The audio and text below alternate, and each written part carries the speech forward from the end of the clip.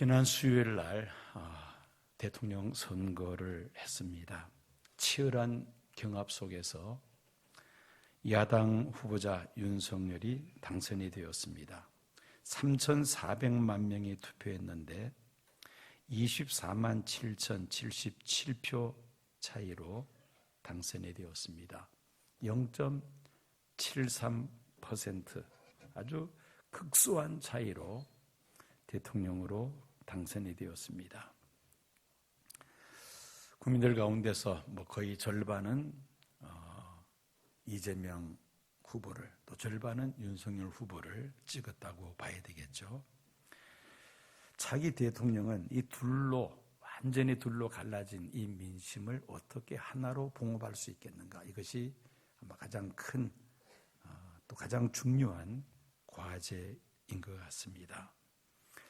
선거 때마다 수면 위에 떠오르는 우리나라의 고질적인 병폐들이 있죠. 영호남의 갈등, 여전히 지금도 존재하고 있다는 것을 우리가 투표 결과를 통해서 확인할 수 있었습니다. 보수와 진보의 갈등, 또 세대 간의 갈등, 이번에는 이전에 없었던 남녀 성별에 대한 갈등이 또 새롭게 대두가 되었죠. 이대녀, 이대남이라는 그런 신조어가 발생할 정도였습니다. 외교적인, 대외적인 차원에서 친중, 반중, 친미, 반미, 친일, 반일, 이런 식으로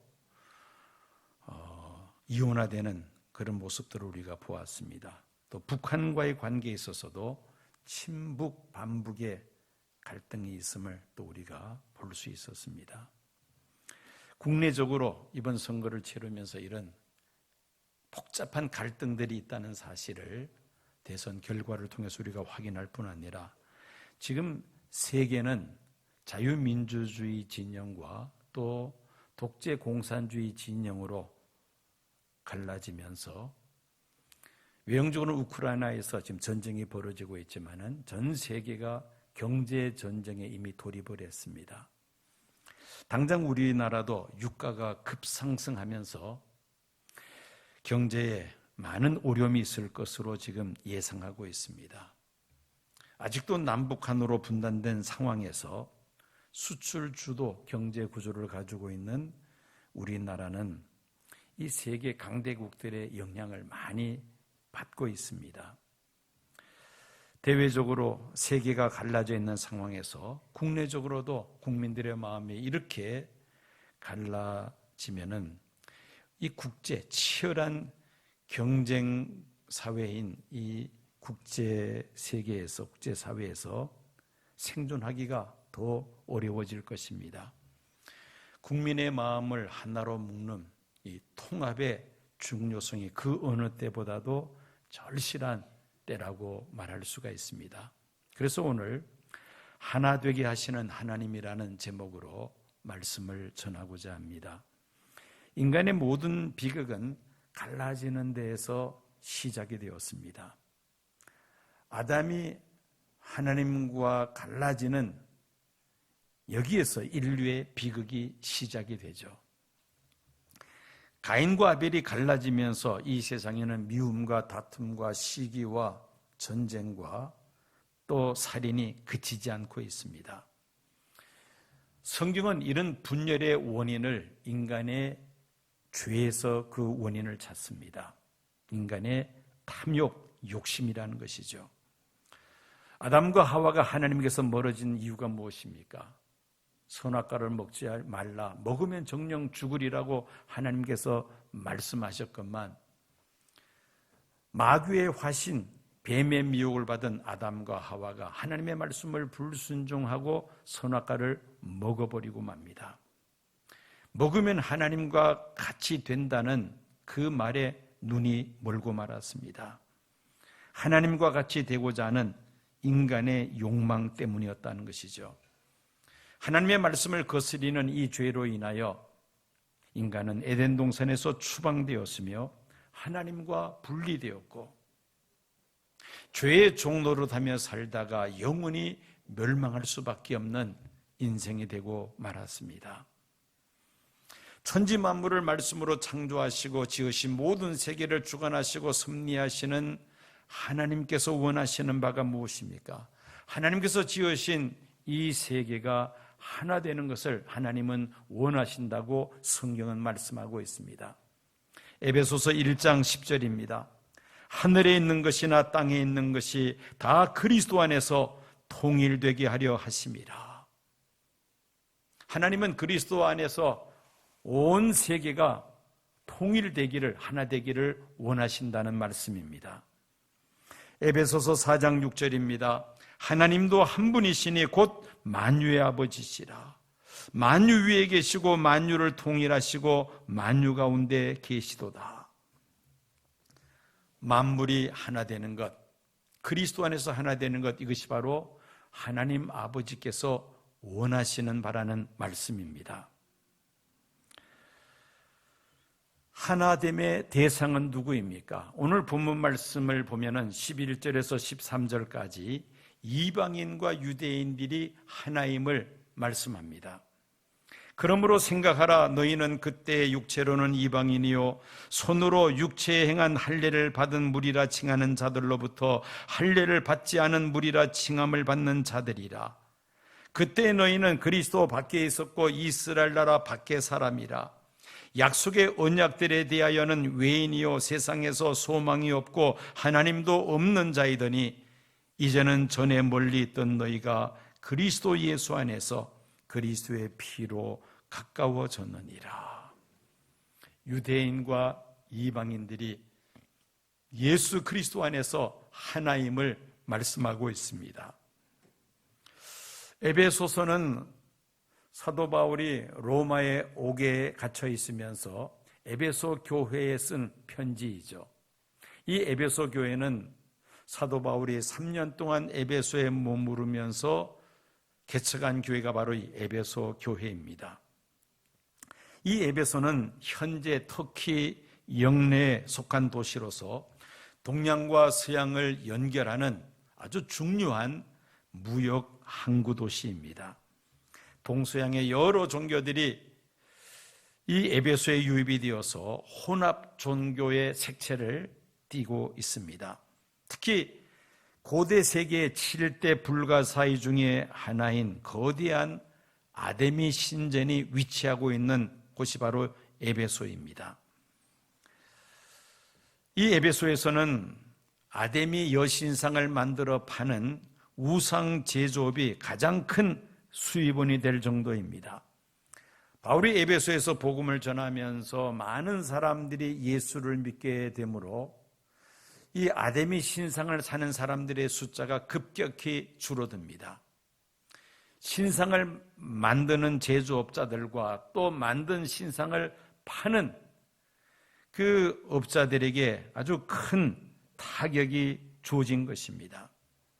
이 우상 제조업자들이 에베소 시민들을 선동해서 소요를 일으켜 바울이 더 이상 에베소에서 복음을 전하지 못하도록 할 정도로 이 아데미 신상을 섬기는 그 문화가 아주 세력을 떨치고 있었을 정도입니다. 이런 악조건 속에서 바울은 3년 동안 에베소에 머물면서 복음을 전할 때에 두란노 소원을 중심으로 복음을 전하는데 당시 소아시아, 지금의 터키 지역에 있는 많은 곳에 교회들이 세워지게 됩니다. 요한계시록에 기록된 그 아시아 7교회가 바로 이 사도 바울이 에베소에 머물면서 복음을 전할 때에 세워진 교회들이죠. 유대인들은 선민사상에 철두철미하게 몸에 배어있는 사람들입니다. 세상에 많은 나라와 민족들이 살고 있는데 자기들만이 하나님의 택함을 받은 선민이요 그 외의 타 민족은 모두 다 이방인이라고 불렀습니다. 그래서 유대인들은 유대인이 아닌 타 민족을 이방인이라 부르면서 이방인의 집에 가서 밥을 먹거나 그들의 집에서 잠을 자는 일을 아주 부정시했었습니다. 그런데 사도 바울은 이 에베소서를 통해서 놀라운 이야기를 합니다. 이방인들과 유대인들 예수 안에서 하나라는 것입니다. 에베소에 있는 그리스도인들과 유대 나라에 살고 있는 그리스도인들 다 하나라는 것이죠. 또 에베소 교회 안에 있는 예수 믿는 유대인과 예수 믿는 이방인들이 다 하나라는 것입니다. 예수 믿는 유대인들, 그들은 자기들만이 하나님의 택함을 받은 선민이라고 생각을 하고 있는데, 예수 믿는 이방인들도 다 예수 믿는 유대인처럼 다 예수 안에서 한 가족이라는 말이죠. 이를 위해서 하나님께서 예수 그리스도를 세상에 보내셨으며, 또 예수님께서는 하나밖에 없는 생명을 십자가에 내어 놓으십니다. 구약시대 유대인들이 생각했던 이방인과 유대인의 차이가 더 이상 존재하지 않으며, 이제는 누구든지 예수를 믿기만 하면 하나님의 자녀가 되고 또 서로 하나가 될 수 있음을 말씀하고 있는 것입니다. 16절을 보면은 범죄한 인간과 하나님이 또한 하나임을 말씀하고 있습니다. 또 십자가로 이 둘을 한 몸으로 하나님과 화목하게 하려 하심이라. 원수된 것을 십자가로 소멸하시고, 하나님은 예수 그리스도로 말미암아 이방인과 유대인들이 하나 되게 하실 뿐만 아니라 범죄한 인류와 거룩하신 하나님께서 하나 되게 하신다는 그러한 말씀입니다.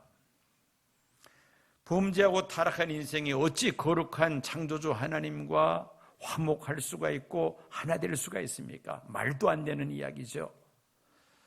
그렇지만은 전적인 하나님의 은혜로 예수 믿는 사람이라면은 이방인이든 유대인들 간에 하나님과 화목할 수 있는, 하나님과 하나 되는 길이 열렸다는 말씀입니다. 자, 이렇게 하나 될 수 있는 비결은, 첫째는 예수 그리스도의 십자가에 피공로가 있기 때문입니다. 하나님과 화목되기 위해서 해결해야 될 가장 중요한 과제가 있습니다. 무슨 문제일까요? 인간의 죄 문제이죠. 죄 문제가 해결이 되어야 거룩하신 하나님과 화목할 수가 있고 하나 될 수가 있는 겁니다. 하나님의 말씀을 불순종하고 온갖 종족에 사로잡혀 살아가고 있는 인간의 이 근본적인 죄 문제를 해결해야 된다는 것입니다. 인간의 죄 문제를 해결해 주시기 위하여 하나님은 독생자 예수님을 세상에 보내신 줄로 믿습니다. 인간의 죄 문제를 해결하기 위하여 예수님은 하나밖에 없는 생명을 십자가에 내어 놓으셨습니다. 그리고 죽은 지 사흘 만에 예수님은 부활하시고 승천하십니다. 예수님 이름 이외에 다른 이름으로는 우리의 죄 문제를 해결할 수 없다고 예수님은 선언하셨습니다. 하나님은 다른 방법으로 죄 문제를 해결할 수 있는 길을 허락지 아니하셨습니다. 누구든지 자신의 죄를 하나님 앞에 다 쏟아놓고 회개하고, 그리고 하나님의 아들 예수 그리스도를 나의 구주로 영접하면 주홍빛보다 더 붉은 죄를 흰 눈보다 더 희게 씻어주시는 줄로 믿습니다. 예수님 십자가의 피공로만이 우리 죄의 문제를 해결하실 수 있다는 것이죠. 그래서 예수 그리스도의 십자가의 피로 범죄한 인생과 거룩하신 하나님이 화목되며 하나 될 수가 있습니다. 두 번째는 십자가의 사랑으로 서로 용납할 때 우리는 하나 될 수가 있습니다. 죽기까지 우리를 사랑하신 예수님의 사랑이 있었기에 우리의 죄 문제가 해결이 되었고 거룩하신 하나님과 화목하게 되었음을 믿습니다. 이방인과 유대인들이 예수 안에서 하나가 될 수가 있으며, 또한 사람과 사람 사이에 하나가 될 수가 있습니다. 예수님의 사랑으로 성도 간에 서로 용납할 때에 교회가 하나 될 수가 있죠. 예수님의 사랑으로 불신자들을 사랑해서 그들에게 예수 그리스도의 사랑을 전하며 예수 그리스도의 복음을 증거할 때에 불신 영혼도 또 예수 안에서 하나 될 수가 있습니다. 이것이 바로 전도입니다. 불신자들이 하나님의 사랑을 느낄 수 있도록 우리가 그들을 사랑해야 한다는 것입니다. 사랑할 때에 마음의 문을 열고 예수님을 영접하게 됩니다. 십자가의 사랑이 아니면 하나 되기가 어렵습니다.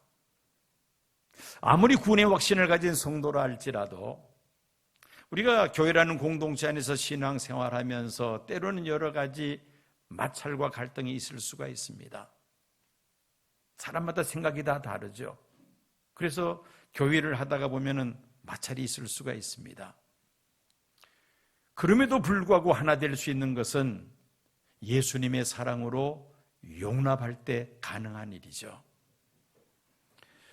십자가의 사랑으로 서로 용납할 때에 교회가 하나 될 수가 있으며 또 불신 영혼들이 예수 믿고 하나 될 수가 있다는 말씀입니다. 세 번째는 예수님의 섬김으로 하나 될 수가 있습니다.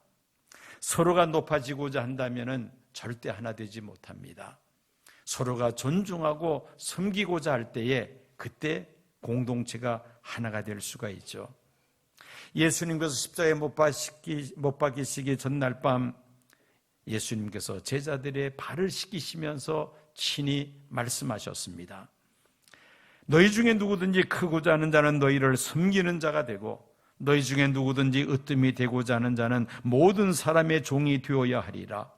인자가 온 것은 섬김을 받으려 함이 아니라 도리어 섬기려 하고 자기 목숨을 많은 사람의 대속물로 주려 함이니라. 성도들 간에 서로 섬기고자 할 때에 교회 공동체가 하나 될 수가 있습니다.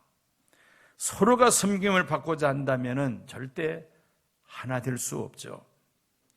성도들의 마음을 가장 잘 움직일 수 있는 것이 바로 이 섬김입니다.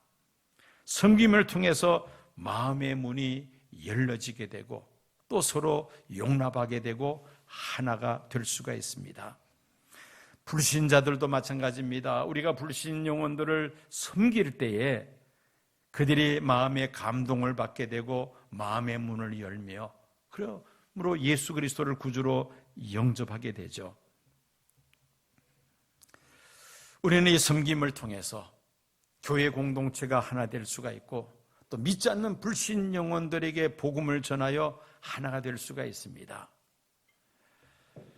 세 가지를 말씀드렸습니다. 예수님의 십자가의 피로 또 십자가의 사랑으로 또 예수님의 사랑으로 우리가 하나 될 수 있다는 것입니다. 에베소서 3장 6절 말씀을 보면은 이렇게 예수 안에서 복음으로 하나 될 때에 주어지는 그 축복을 말씀하고 있습니다.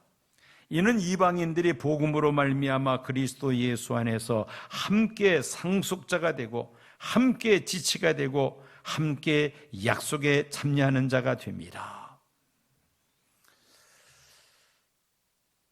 십자가의 피로 예수님의 사랑으로 예수님의 섬김으로 하나가 될 때에 함께 상속자가 되고 함께 지체가 되고 함께 약속에 참여하는 자가 된다고 말씀하고 있습니다. 여기서 함께 지체가 된다는 것은 교회 공동체의 일원이 된다는 말이죠. 또 상속자가 된다는 것, 여기서 우리가 예수 안에서 상속받을 것이 있다면 무엇입니까? 그것은 바로 영원한 하나님 나라입니다. 예수 안에서 하나 될 때에 영원한 하나님 나라를 우리가 상속으로 물려받을 수 있다는 말씀입니다.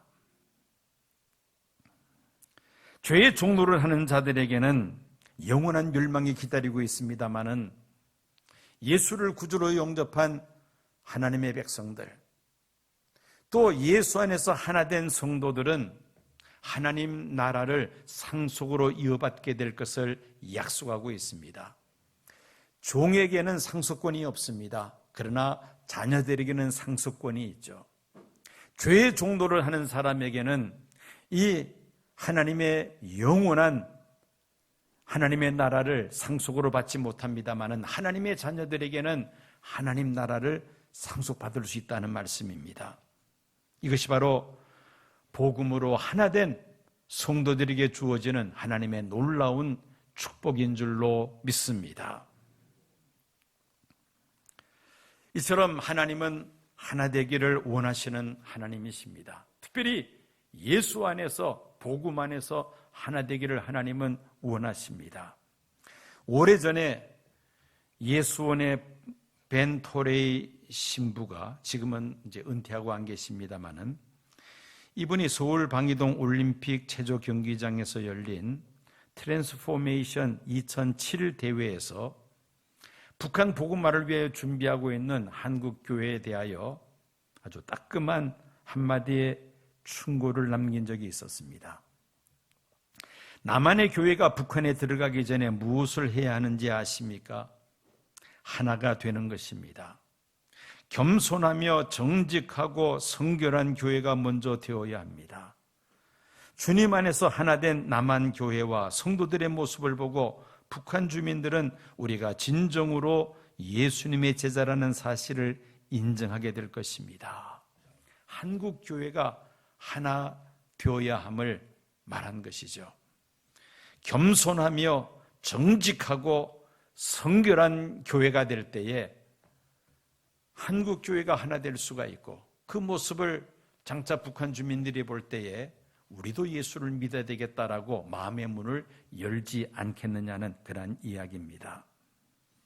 여러분, 교회가 하나 되어야만 합니다. 모든 것이 급속도로 변화하고 있는 이 시대의 흐름을 파악하지 못하여 적지 않는 교회들이 분쟁의 아픔을 겪고 있습니다. 세속화의 물결에 휩싸여 교회가 교회로서의 거룩함을 지키지 못함으로 교회의 정체성을 잃어버리고 교회가 주저앉는 모습을 가끔씩 우리가 목도합니다. 예수님을 머리로 삼는 교회, 그 지체된 성도들은 마땅히 하나가 되어야 한다는 말씀입니다.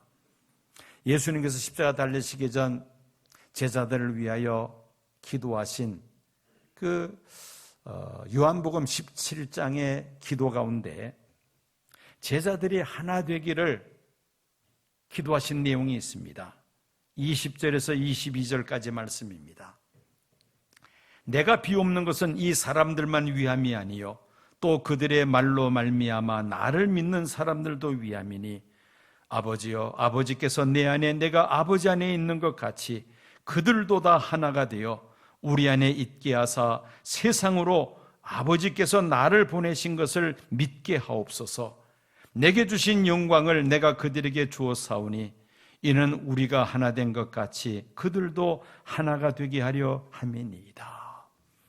예수님 이 십자가에 달려 죽으시고 부활 승천하시면 제자들이 남아서 예수 그리스도의 복음을 땅 끝까지 전해야 하는데, 이 제자들이 하나 되지 못한다면은 장차 그들에게 환난과 핍박과 고난이 주어질 때에 그들이 하나 되지 못하면은 땅 끝까지 복음을 전파하는 사명을 감당할 수 없다는 것이죠.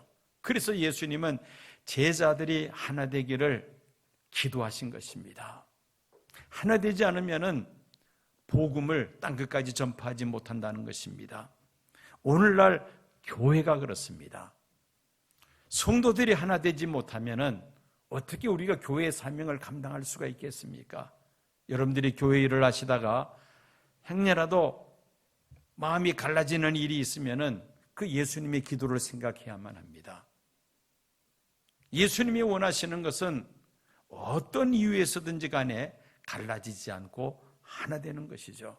그것이 하나님이 기뻐하시는 일입니다.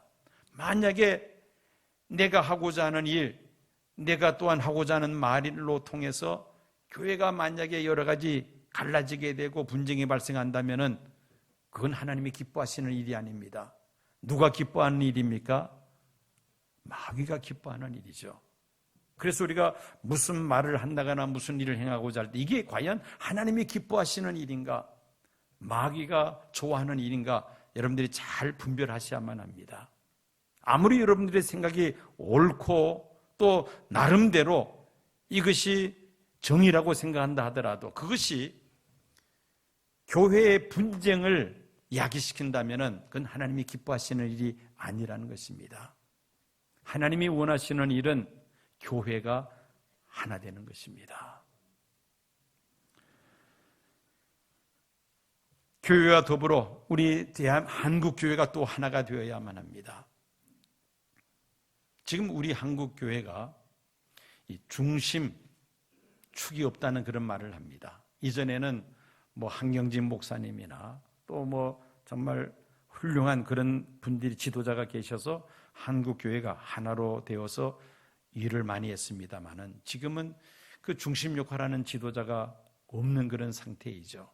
그러면서 교회가 다 각기 다 나뉘어져 있습니다. 한국 교회가 하나 될 때에 민족 복음화가 이루어질 수가 있죠. 세계 복음화에 쓰임 받을 수가 있습니다. 그래서 우리는 한국 교회가 하나 되기를 하나님 앞에 기도해야 할 것입니다. 우리 사회가 또 하나가 되어야만 합니다. 이번 대통령 선거를 통해서 우리가 보았듯이 정말 국민들의 마음이 갈기갈기 찢어져 있습니다. 이것을 하나로 통합할 수 있는, 하나로 묶을 수 있는 그런 리더십을 지도자들에게 주시기를 우리가 기도해야만 할 것입니다. 대한민국이 하나 되는 일에 성도들이 앞장서야 되겠다는 것입니다. 지역 간의 갈등, 계층 간의 갈등, 또 사상과 이념의 갈등, 남녀 간의 갈등, 이 골이 얼마나 깊은지 모릅니다. 이런 깊은 골들이 메워지고 서로 하나 되는 일에 우리 그리스도인들이, 성도들이 앞장서야 할 줄로 믿습니다. 예수 그리스도 안에서 교회가 하나가 되고 또 한국 교회가 하나가 되고 이 나라가 하나가 될 때에 남북한 통일의 꿈이 이루어지며 세계 복음화의 사명을 감당하게 될 줄로 믿습니다. 어느 때보다도 하나됨, 통합의 중요성이 절실한 그런 시대 속에 살고 있습니다. 우리 사회가 겪고 있는 이 갈등, 분열, 어떻게 하면 이 문제를 해결할 수 있겠는가? 하나님 앞에서 신앙인으로서 신앙의 양심을 가지고 우리가 어떻게 해야 될 것인가? 우리가 말씀을 통하여 살펴보면서 하나님이 원하시는 것은 우리가 하나 되는 것이다. 내 가정이 하나가 되고 우리 교회가 하나가 되며 한국 교회가 하나가 되고 대한민국 사회가 하나가 되며 남북한이 하나 되어서 참으로 하나님께서 기뻐하시는 하나님 나라를 확장하는 일에 쓰임받는 우리 한국 교회가 될 수 있도록 힘써야 할 줄로 믿습니다.